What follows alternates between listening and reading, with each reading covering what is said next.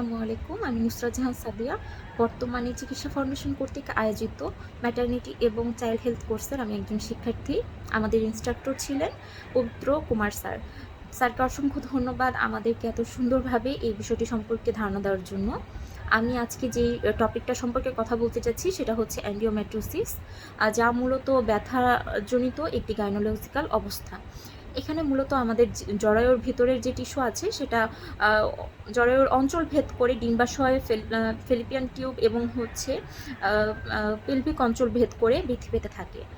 World health অর্গানাইজেশনের মতে আমাদের বর্তমান বিশ্বের প্রায় 19 কোটির মতো মহিলা এই রোগে আক্রান্ত হয়ে থাকেন, যার বয়স 15 থেকে 49 বছরের মধ্যেই হয়ে থাকে। কারণ হিসেবে এখানে আছে রেট্রোগেড মেনস্ট্রুয়েশন এবং জেনেটিক কারণগুলো থাকতে পারে।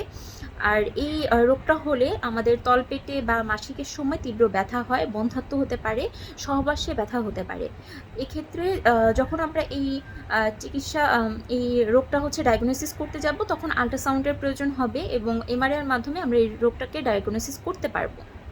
ডায়াগনোসিস হওয়ার পর এখন আমরা একজন ভালো চিকিৎসকের শরণাপন্ন হয়ে সেক্ষেত্রে ওনার কাছ থেকে হচ্ছে পরামর্শ নিব এবং এক্ষেত্রে উনি এনএসএআইডিস, ওরাল কন্ট্রাসেপটিভ পিলস এই ধরনের ওষুধ দিতে পারেন।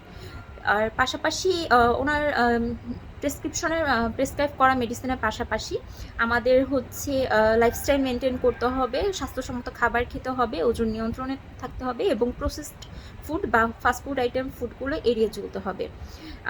তবে এই ওষুধটি হচ্ছে একবারই নিরাময়যোগ্য নয়, তবে চিকিৎসার মাধ্যমে অনেকটাই এই রোগটি নিয়ন্ত্রণে আনা সম্ভব। ধন্যবাদ সবাইকে।